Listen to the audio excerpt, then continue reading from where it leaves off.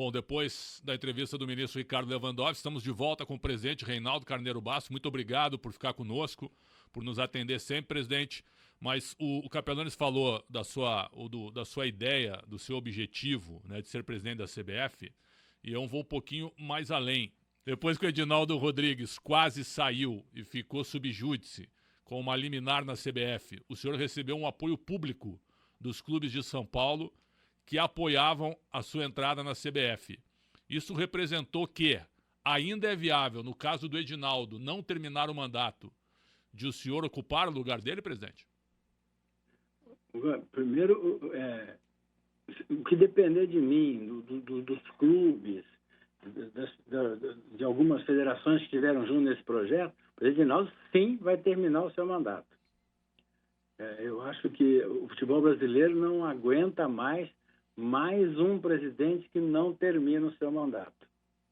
A gente precisa sim respeitar o estatuto da CBF e depois o presidente Edinaldo, que já disse publicamente que não é candidato à reeleição, conduzir o processo sucessório da forma que ele entender e tendo toda a liberdade, dentro dos estatutos da CBF, convocar as eleições para 2026.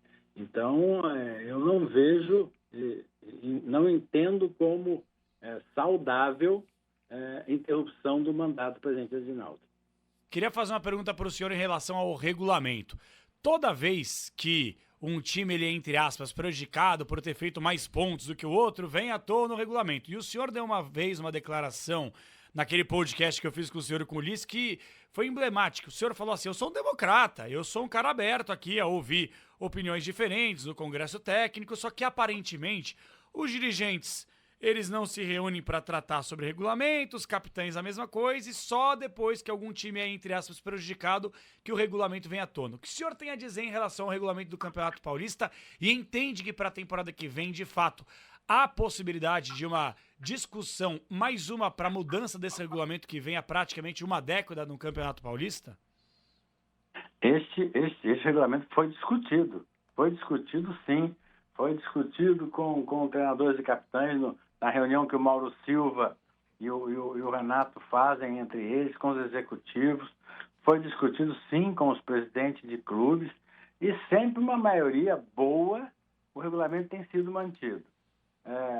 Não é nenhuma novidade o clube que fica fora nesse momento, por causa do jeito do regulamento, ter votado a favor da manutenção. Nós tivemos um ano atípico também, porque as duas equipes que subiram, Novo Horizontino e Ponte Preta, se classificaram para as oitavas de finais, o que não é uma característica no Paulistão.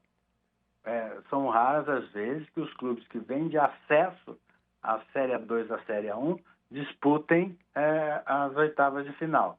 Agora, o regulamento, quem faz são os clubes. Eu entendo, pela forma de disputa que nós temos, pelo sucesso que é o campeonato, a decisão dos clubes foi acertada. Mas se ano que vem quiserem mudar, vamos mudar, vamos entender o que é que acontece com um campeonato que leva para as oitavas de finais equipes classificadas de outra forma. Presidente, os 4 grandes de São Paulo recebem valores estratosféricos para a nossa realidade, só para disputar o Campeonato Paulista, e isso é uma conquista do senhor. Nesse ponto eu lhe cumprimento por ter transformado o Paulistão num campeonato rentável e muito forte para os times da Série A, dos 4 grandes, porque sem os 4 grandes não tem campeonato, essa é a realidade.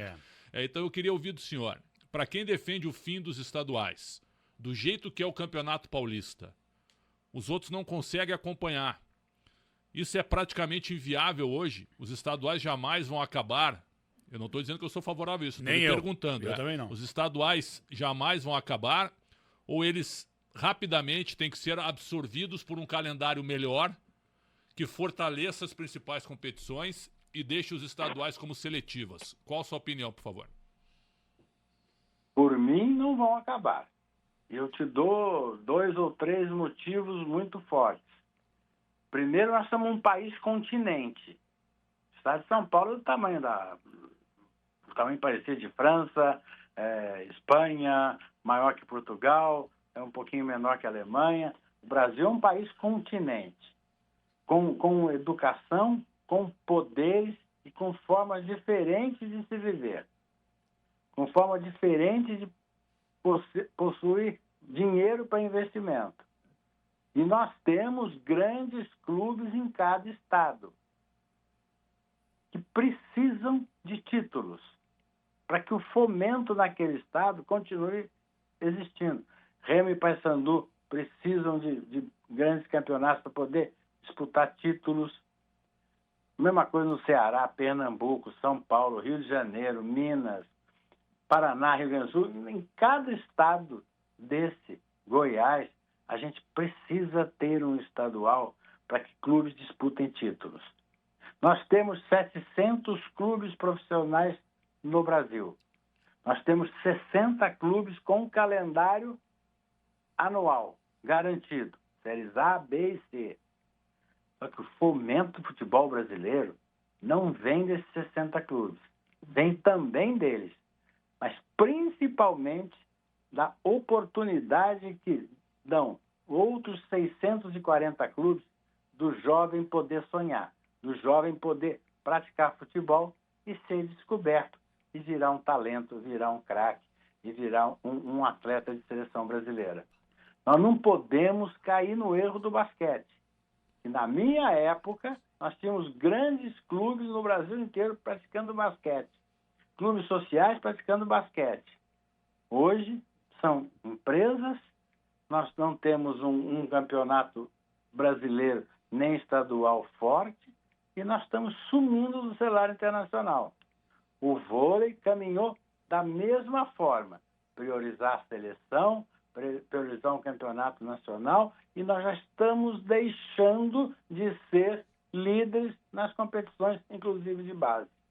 Eu acho que nós temos exemplos muito fortes, muito claros, para que a gente não cometa esse erro de achar que o estadual não é importante. O estadual é o pulmão do futebol brasileiro. Ouvindo essa declaração do presidente, eu acho que ele concorda com o Pretzel, então, que vem batendo Meu aqui calendário. E no calendário de pelo menos aí umas 8 divisões. 8 divisões com 20 times em cada um. Exato. 200 times, dá pra fazer. E se o Reinaldo for eventualmente no futuro presidente da CBF, quem sabe colocar a mão na massa pra isso? Porque hoje eu não acredito no trabalho do Edinaldo por lá. Eu falo por mim. Sim. E aí eu não sei se o presidente concorda que talvez umas 10 divisões nacionais. Uma vez que nós temos 700 clubes, caberia isso no calendário sem acabar com os estaduais, né, presidente? Mas não há rivalidade. Se você fizer 10 divisões nacionais, você vai ocupar um espaço no calendário e não vai ter rivalidade. A única competição regional que é um sucesso é a Copa do Nordeste. Porque o Nordeste tem uma rivalidade entre eles. Quantas vezes vocês já viram Minas Rio Sul, e os clubes entrando com times reservas para jogar? Porque o torcedor não tem rivalidade, o torcedor não vai ver uma Sul-Minas, um jogo Cruzeiro e Inter, Cruzeiro e Curitiba, Cruzeiro e Figueirense. Não, o senhor tem razão. Pode não ter rivalidade. A rivalidade existe no estadual. Não, eu concordo. Pode não ter rivalidade, mas pelo menos vai ter calendário. Quer dizer, é melhor às vezes não ter uma rivalidade numa série, sei lá, F. A Portuguesa, o Santa Cruz, o Joinville, o Paraná não tem o que jogar, presidente. Aí o clube tem o que jogar, né? Isso não dá. Se tivesse uma divisão nacional, eles teriam pelo menos mais 38 jogos pela frente com o calendário pronto. Esse eu acho que tem que ser um debate grande também, presidente. Não, o debate eu sou favorável. A discutir eu sou favorável. Tem uma coisa que não conserta no futebol. É a incompetência de dirigente. Tem muito clube que não está no lugar que deveria estar porque foi maltratada por administrações anteriores. Isso é verdade. Vai chegar uma hora, você vai ter que fazer 40 divisões para premiar o incompetente. Eu sou contra. É verdade. Esse é um bom ponto, Xandão. O presidente engoliu agora. Não, me engoliu não. Isso é um debate, viu? É um debate. O Paraná afundou por culpa disso. Você tem razão. Isso o presidente tem razão. O Santa Cruz é uma força gigantesca. Ele também tá mal. É isso. Agora, eu não posso fechar as portas para esses clubes tão tradicionais. Claro. Mesmo com o surgimento de clube empresa aí que a gente tá vendo um monte de clube aparecer sem torcida. Verdade. E sem apelo. Isso também é verdade. Mas, presidente, o senhor trouxe um argentino para comandar a arbitragem de São Paulo. O senhor está satisfeito com a arbitragem e com o trabalho dele? E ao mesmo tempo eu faço uma observação para o senhor. O Patrício Lustô é um cara secreto? Ele não dá uma declaração, presidente. Não tem nenhuma entrevista com ele, nenhum esclarecimento sobre a arbitragem, presidente. Por favor. Eu acho que o Patrício Lustô não é secreto. Eu acho que a gente pode cobrar o Bernardo Wittry disso. Porque qualquer um de nós na Federação Paulista de Futebol só fala se o Bernardo deixar. O Reinaldo, o Mauro, o Patrício. A pergunta para a Ana Paula que saiu, a gente só fala quando o Bernardo autoriza. Então essa é uma pergunta que eu vou fazer para ele também. Ele não é secreto, é de muito diálogo, de constante presença na federação, de falar com todos. Ele integrou muito a comissão de arbitragem com a Federação Paulista de Futebol e nós estamos satisfeitos com o trabalho dele, como a gente está satisfeito com os trabalhos dos dirigentes da arbitragem anteriores. Mas a arbitragem tem ciclo. Acreditem em mim, não pode ter um dono eterno, porque vira uma ação entre amigos. E a arbitragem tem que ser muito profissional e muito racional. Trabalha quem está bem, não trabalha quem é amigo. O Sérgio Corrêa da Silva é ouvidor da federação, presidente, é isso mesmo? Ele é o contato dos clubes e responde tecnicamente todas as reclamações de todos os clubes. Tira dúvidas quanto à interpretação da regra, dos lances. Como nós temos todas as partidas profissionais transmitidas, ele tem imagem de todos os jogos para poder analisar as decisões dos árbitros e responder tecnicamente a todos eles. Ô, presidente, o senhor tomou uma atitude recentemente que eu cumprimento, parabenizo, porque há 2 semanas o clássico no Morumbi entre Palmeiras e São Paulo e Palmeiras, ele teve desdobramentos assim, extra-campo, desdobramentos perigosos de dirigentes que tinham uma relação muito bacana, e aí declarações ruins, o Carlos Belmonte com xenofobia, jogadores que foram punidos, penalizados, uma indireta daqui, outra dali. E o que o senhor fez? O senhor chamou a presidente Leila, o presidente Júlio Casares, conversou com eles na federação para colocar panos quentes para que isso não inflame num eventual novo confronto que nós teremos, não no Campeonato Paulista, que o São Paulo já caiu, mas em outras competições. Queria saber se, de fato, essa foi uma atitude que partiu do senhor e qual foi o tom dessa conversa entre 2 dirigentes que há um mês eram amigos e de 2 semanas para cá viraram praticamente inimigos e rivais. Eu convidei os 2 presidentes, a Leila e o Júlio, que prontamente aceitaram e eram amigos, continuaram amigos e saíram da federação amigos, se respeitando, cada um com o seu ponto de vista, cada um entendendo que a gente pode fazer melhor. O erro ali foi de todos, foi da federação, foi do São Paulo, foi do Palmeiras. Nós todos poderíamos ter feito algo melhor e ter evitado o ocorrido. E o que eu me senti na obrigação de fazer? De encerrar o assunto. Encerrar o assunto como? Deixar os 2 grandes presidentes, 2 grandes gestores, conversar e encontrar um caminho para que a gente siga em paz no futebol de São Paulo e unido. E encontrou?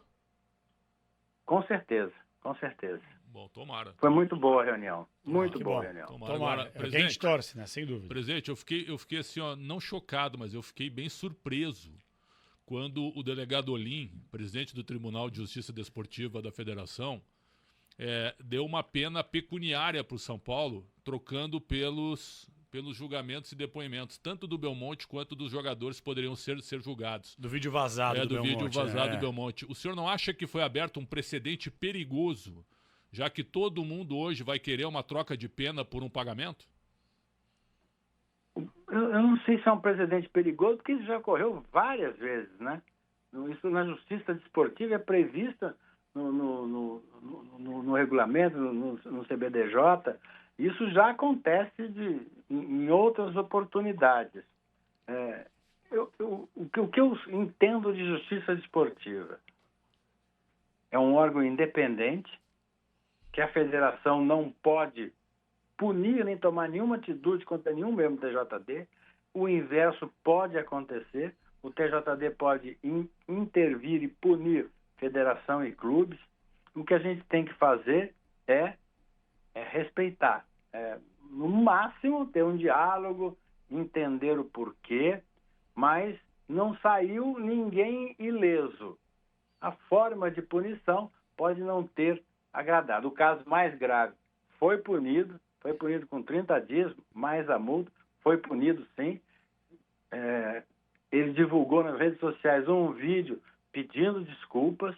A gente pode entender que foi pouco, alguém acha que foi muito, que foi exagerado, mas foi a punição e que o TJD entendeu ser a correta para encerrar o assunto. Presidente, queria falar novamente, rapidamente, até para fechar de minha parte, sobre arbitragem. A gente tem aí, até pela nossa relação no futebol, algumas amizades, né, com árbitros. Me dou muito bem, por exemplo, com o Daronco, converso direto com ele. E eu sei que é uma pessoa fantástica, um ser humano incrível, até que se prove o contrário. Assim como outros árbitros que eu, por exemplo, tenho um convívio muito bacana. Eu tenho um apelo para o senhor, que eu acho que assim, como o senhor faz um trabalho muito bom aí na federação e daqui a pouco deve estar na CBF, talvez o senhor poderia se transformar num revolucionário no país inteiro, que é em relação à arbitragem e permitir com que os árbitros falem depois das partidas. Eu sinto falta disso porque assim, é muito cômodo pra gente, né, Pretzel, como imprensa. Por exemplo, o Rafael Claus, a gente acha que ele errou num lugar. A gente não fala nada, assim, a gente não tem a voz dele, mas a gente fala um monte de coisa. Ele errou, ele não sei o quê, ele não sei o que lá. Será que não dá pra gente pensar um pouquinho, talvez já pro próximo campeonato, de permitir que quando termina uma partida, o árbitro fica à disposição 10 minutos da imprensa para que ele possa justificar alguns pontos de uma arbitragem que ela vai ser contestada nos programas esportivos e entre a torcida no dia seguinte, presidente? A gente pode estudar isso, mas vocês teriam que fazer um compromisso com a gente. Porque em 99% dos jogos que a gente não tem problema, o árbitro vai ficar 10 minutos à disposição, não vai aparecer ninguém para entrevistar. Quando tiver alguma coisa para esclarecer. Se a imprensa... Eu acho que o primeiro tópico que a gente precisa abordar é o seguinte: em todo jogo, vocês vão ouvir o árbitro. Importante. Vocês que estiverem fazendo o jogo. Da mesma forma que vocês ouvem o treinador e um jogador de um time, treinador de outro, vai ouvir o árbitro. Por quê? Porque todas as vezes que foi possível isso, a arbitragem vai bem, o foco não são eles. E é normal, não é uma crítica. É normal. Como é que você vai entrevistar o árbitro que foi bem no jogo? Perfeito. Foi bem no jogo, parabéns. Não é uma coisa simples de você montar. Mas, de novo, o Bernardo está aí, está nos ouvindo. Não há nenhum veto de ninguém falar, nem da federação, nem da comissão de arbitragem. A gente só precisa organizar. Claro. A gente precisa ter uma regra definida que seja igual e válida para todo mundo. É que eu sinto falta de humanizar um pouco o árbitro. Por exemplo, que fizeram com o Candansan. O Candansan, ele cometeu lá os seus erros. Que isso, é um menino jovem, acabaram com o rapaz, cara. Imagina a cabeça do sujeito, como é que fica. Até mandei uma mensagem pra ele também, falei, garoto, tá começando, vambora pra cima, a vida que segue. E depois ele apitou outro jogo do Santos, Inter de Limeira. Mas o Lustô poderia ter dado entrevista também. Não, tudo bem, mas eu acho que a gente tem que humanizar um pouco mais o árbitro, que atrás do árbitro tem um ser humano também, sabe, cara? Não é fácil, não. Exatamente. Eu acho que é o árbitro, é muito importante humanizar essa relação. Concordo com você. Se a gente tivesse, por exemplo, nesse jogo especificamente, é um lance que causou entre analistas brasileiros, sul-americanos e até internacionais da FIFA, muitas dúvidas. Metade achava uma coisa, outra metade achava outra. Então, eu tenho um princípio comigo. Se nós estamos em 4 pessoas, 2 acham que foi, 2 acham que não foi, a decisão do árbitro está correta. Sim. Então não dá pra... Porque a gente acha que porque tem VAR, acabou todo e qualquer problema. Não. O lance interpretativo tem mais uma esfera para recorrer, mas continua interpretativo. O árbitro do VAR é interpretativo se ele chama ou não. O árbitro no campo, de hora de novo, é interpretativo se ele acata ou não. a gente continua com a interpretação. O VAR acabou, se está impedido ou não, se a bola entrou no gol ou não, um murro que o cara dá na cara do outro que o árbitro não viu. Mas lance de interpretação continua existindo como uma instância superior. A gente precisa entender isso. Então, especificamente do Candançã, Sim. a CBF entendeu que ele acertou e ele estava na Copa do Brasil na semana seguinte. Pois é. Agora, é um árbitro, anotem aí, ele, seguindo nesse nível que ele está, será FIFA muito em breve. Vamos ver, vamos acompanhar. Recentemente o senhor disse que o Brasil precisava de uma liga. O senhor chegou a usar essa declaração. E a gente viu Continuo achando isso. Perfeito. E os clubes estão divididos. A Liga Forte União e a Liga Brasileira. Então eu pergunto para o senhor, o apelido de Liga São Tomé para mim. Para mim a Liga São Tomé não vai sair nunca, só vendo para crer. Então eu queria saber do senhor, a Liga vai sair com a união de todos os clubes ou ela vai ser dividida com os direitos de TV sendo repartidos, como o senhor fez até de forma brilhante, eu imagino, no Campeonato Paulista?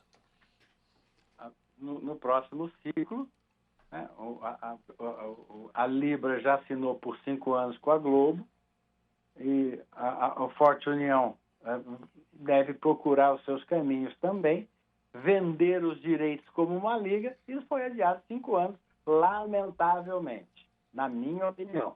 Respeito muito a decisão dos clubes. E se eles fizeram assim, eles tiveram os seus motivos, eu entendo como federação, eu entendo como uma pessoa que acompanha muito isso, que voa nas outras ligas que foram sucesso no mundo todo. O recurso é maior, a competição melhora, o nível de organização melhora. Eu não vi em nenhum lugar do mundo para ser uma liga e as coisas serem piores. Mas eu acho que pelo menos fazer uma liga para se discutir, para se tratar o que ainda é possível ser tratado, eu acho fundamental e acredito nisso. Presidente, para a gente liberar o senhor, até porque hoje é aniversário da mãezinha, né, presidente? Qual é o nome da mãezinha e quantos anos? Dona Júlia Maria Rocha Carneiro Bastos. Quantos anos hoje? 93. Eita, coisa boa. Então vou liberar o senhor já para agradecer uma barbaridade, que é o seguinte, presidente, agora há pouquinho nós entrevistamos o Eduardo Batista, o técnico do Novo Horizontino. E no Campeonato Brasileiro, a CBF ela permite que um dia antes o time, como visitante, ele frequente o estádio para poder fazer aquele treino, reconhecimento. E até o Edu falou, seria interessante como o jogo é na próxima quinta-feira, na quarta-feira que a gente pudesse pisar lá no gramado do Allianz Parque para poder se ambientar com gramado sintético. Será que a federação tem o poder de liberar essa possibilidade ou até pensar nessa mesma medida que a CBF tomou para a próxima temporada no Campeonato Paulista, presidente? E se for um desejo dos clubes, claro que sim. Por exemplo, nessa reunião que o Eduardo Batista participou este ano, nós na Série A1, nós temos uma medida máxima da altura da grama e que nós treinamos os delegados, os gerentes de operações para chegar no estádio e medir e tomar as medidas corretivas se necessário for. Nessa mesma reunião em que se aprovou que se treine um dia antes no gramado, no Campeonato Brasileiro, o Palmeiras fez uma ressalva que ele não é dono do estádio, e que o estádio tem muitos shows lá e que várias vezes, um dia antes, ainda estão desmontando o show do dia anterior. Mas que ele tinha no seu CT um gramado igual que ele colocava à disposição. Se o Novo Horizontino, se o presidente Genilson quiser, tem certeza que o Palmeiras vai dar ao Novo Horizontino todas as possibilidades de treinar num gramado sintético. Não tenho dúvida. Presidente Reinaldo Carneiro Bastos, é sempre um prazerzaço conversar com o senhor. Agradecido demais a assessoria aqui, o departamento de comunicação de toda a federação, no comando aí do Bernardo Itre, do Lucão, toda a galera, gente boa demais, que tem o maior respeito com o nosso trabalho aqui pela Rádio Bandeirantes. E, presidente, parabéns pelo trabalho do senhor, que o senhor siga aí nessa pegada. E olha, eu torço, já falei isso pro senhor uma vez e volto a dizer. Eu torço para que a gente tenha gente decente no comando da CBF e que o senhor em breve possa estar sentado no principal patamar da Confederação Brasileira de Futebol, assim como fez um bem danado e faz para a Federação Paulista, o senhor possa fazer para o Brasil inteiro. Muito sucesso, viu, presidente? E parabéns pela manhinha. Muito obrigado. Só a gente deixar bem claro que o presidente Edinaldo é uma pessoa decente. Quem não era já ficou para trás, já tomaram as punições de comissão de ética da FIFA, da Conmebol. Todo mundo pode questionar o trabalho do Reinaldo, do Reginaldo, dos presidentes de clubes e entidades, mas o Reinaldo é uma pessoa decente, sim, e está lutando para entregar, nesses 2 anos de mandato ainda, uma CBF melhor. Maravilha. Obrigado, presidente. Muito sucesso, um ótimo domingo. Obrigado. Um abraço. Tomem conta do Ulisses Costa. Pode deixar. Solto, pelo amor de Deus. Tô cuidando das comidas aqui do restaurante para elas não acabarem com o tamanho do menino, né? Um abraço, presidente. Muito obrigado pela carinho, pela atenção. Imagina, fica com Deus. Amém.